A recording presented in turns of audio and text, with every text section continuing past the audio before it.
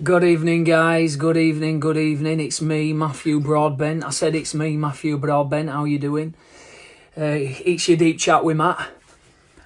September the 11th, the day that we get reminded to get behind the war on terror, to reinvigorate us in our fight and our passion towards the war on terror, which is the perpetual war that George Orwell talked about, which means that we can always be at war, which will justify us always being in the arms race.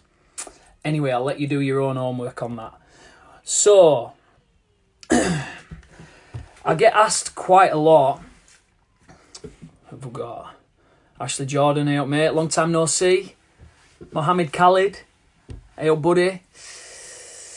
I get asked quite a lot about the Facebook Live thing, because I do it quite a lot, obviously. Well, probably about once a week, which I'd say is not even that much. But I get asked about doing Facebook Lives, and people tell me that they consider doing it sometimes, and then they decide not to do it at the last minute and stuff like that. I hope Andy. And they ask me, what do I need to do and all this lot. And there's no hard and fast rules, right?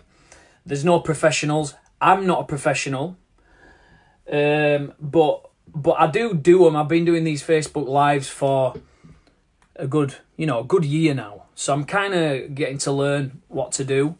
And first of all, you got to ask yourself, why would I want to do a Facebook Live? Why would someone want to do a Facebook Live? And well, for starters, just imagine this, right? Facebook, social media, has become the new TV.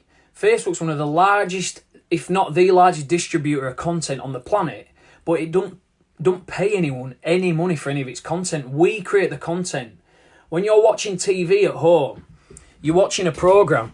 Admit it, half of the time, you don't know what's going on the program. You need your missus or your partner or whoever it is to give you an update of the storyline, because you haven't really been paying attention. Why? Because you're too busy surfing social media in the scroll hole, right? So one screen that you're watching has got millions and millions of pounds worth of investment in it. The other screen that you're watching, just as much and with just as much intent, the one in your hand has got zero investment into it, but you're paying just as much attention to the one in your hand, which is social media. So it's the new form of TV, is Facebook and all the other social medias.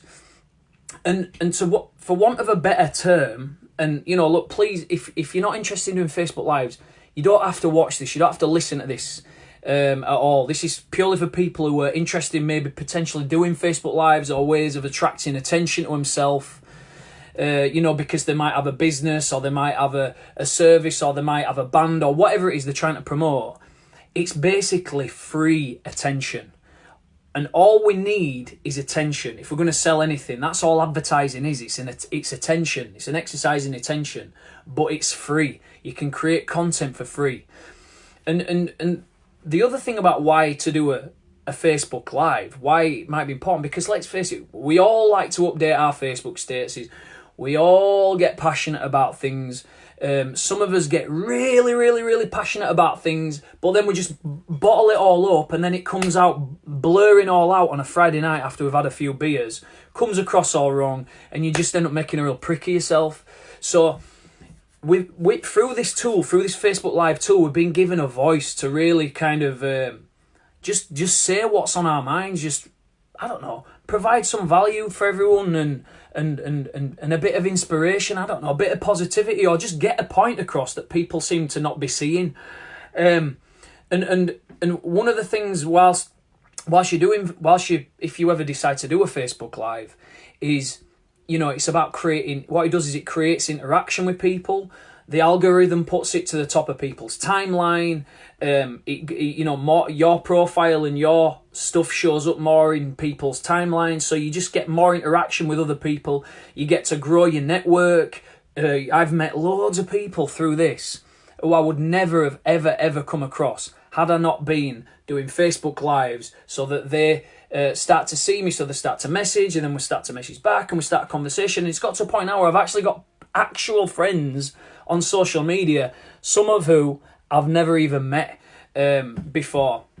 Yeah, it's like, Mohammed, it is basically, it's like a billboard. It's Facebook. It's a live action billboard. And whilst you're posting on social media, regardless of what it is that you're posting, you're building what's called a personal brand. Whether you like it or not, you are seen and perceived in a certain way, regardless of how comfortable or uncomfortable you are with that. You're seen and perceived in as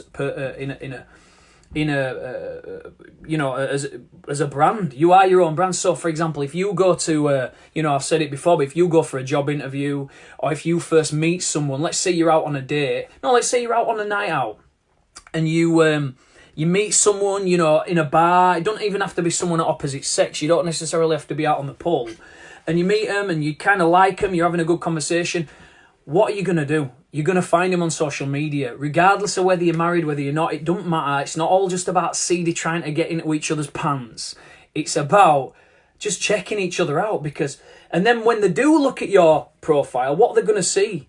Who are they going to be looking at? Are they going to be looking at someone who's a negative whinging fucker?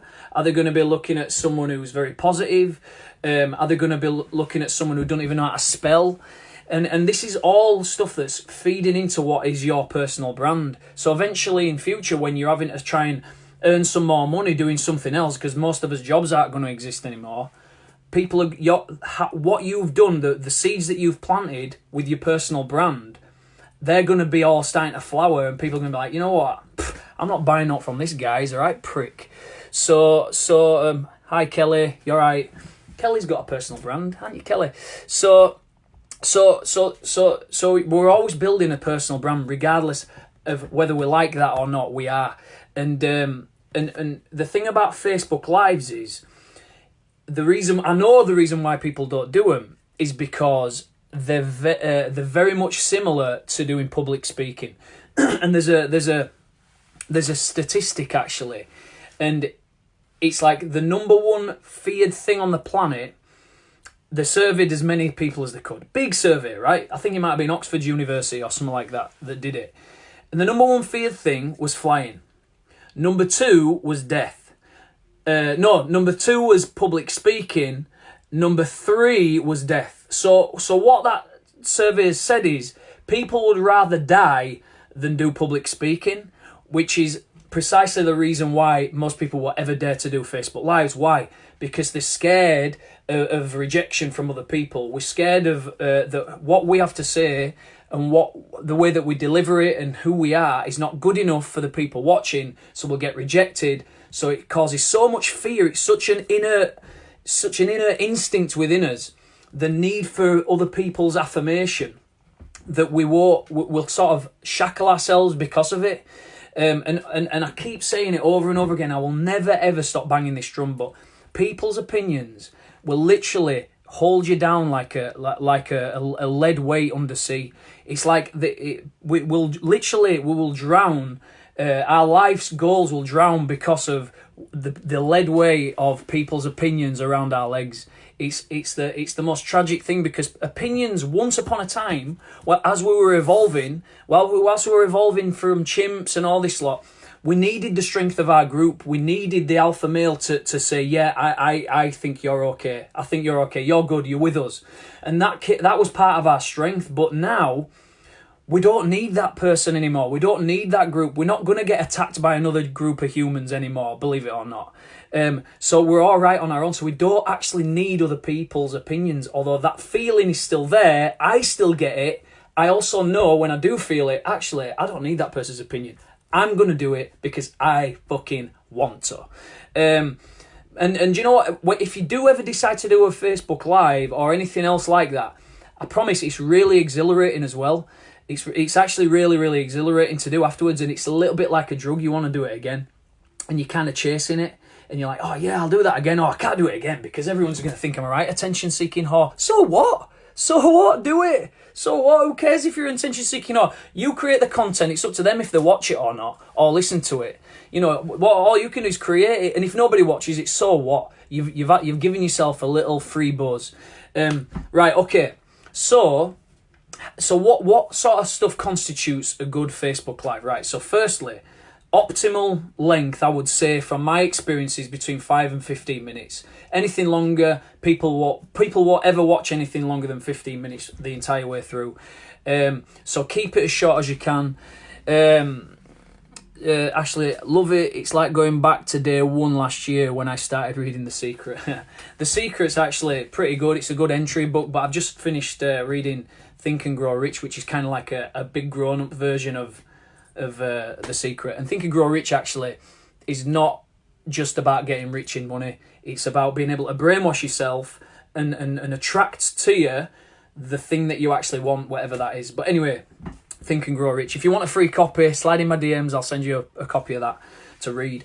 Anyway, so keep it between 5 and 15 minutes for a Facebook Live for optimal.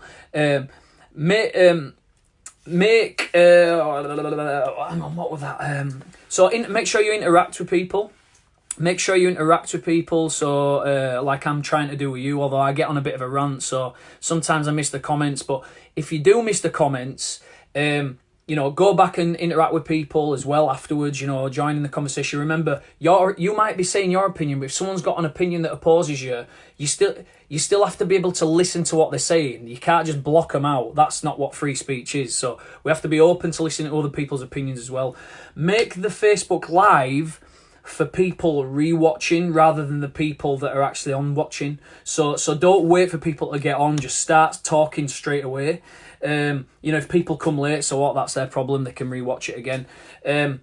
Right. So one thing that actually I got shown, my wife Caroline, she said to me once when I first started getting all preachy on social media, reading books and stuff like that. She said to me, I used to say people, they, them. People. I used to call everyone people. People do this. People do that. What they want to do is this. People will usually do this and that, and talk about people as in like not me, everyone else. So I'm all right, but everyone else is doing this, that, like in a really judgy way. And Caroline says to me, who are they? What are people? Who are people? They're people. Their opinions are no better or worse than yours. Everyone's got their own entitled to their own opinion. So keep your stupid mouth shut about it, because you're just going to piss people off. And I thought, you know what, she's right. So what I found is if you ever really do have something that you're passionate and you want to share, and you're referring to other people, let's just say a lot of other people like to eat shitty food, so when they get really fat and then diseased and then they die of an heart attack, they should only blame themselves. You should say, a good example is, we sometimes will overeat and we will sometimes get overweight and often sometimes even die because of our weight problems, and it's a problem that we have. So you refer to people as we, because at the end of the day, we're all human. We all have exactly the same feelings, regardless of what other people sometimes might believe, right? Keep your messages positive if possible. Nobody wants to listen to anyone droning and whinging on. And here's a good one. So if you're stuck on what to talk about, and literally you could talk about, football, there's loads of footy fans, there's loads of there's people who like anything niche, like, what's your favourite kind of door? You could talk about anything to create interaction. If you've got something passionate you want to talk about, just talk about it. And if you're stuck, there's a saying, ILT, invest, learn, teach. So invest some time into learning about it.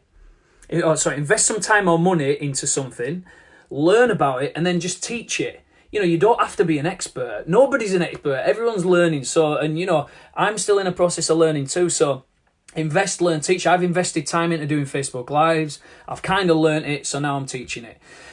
Don't be afraid to use notes. I use notes. Look, these are my notes. I write them down on my son's little old thingy, whatever this magnetic drawing thing is. So don't be afraid to use notes, because at the end of the day, you might have if you've only got 2 brain cells like me, you'll forget what you're going to talk about. And lastly, have an enticing and catchy title. Have you noticed that I said the secret to a good Facebook Live? There's no secret, but people subconscious want to know what the secret is, so they'll watch it. So the title is important as well. Something that people are going to want to be enticed into listening to or watching. Why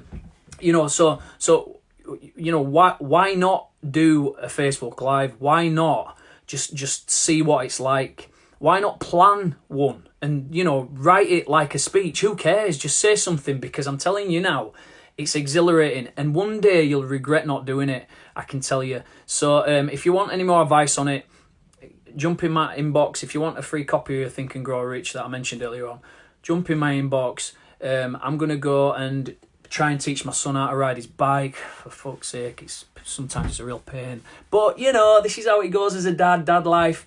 Anyway, right, I'll catch you later on. I love you. Bye.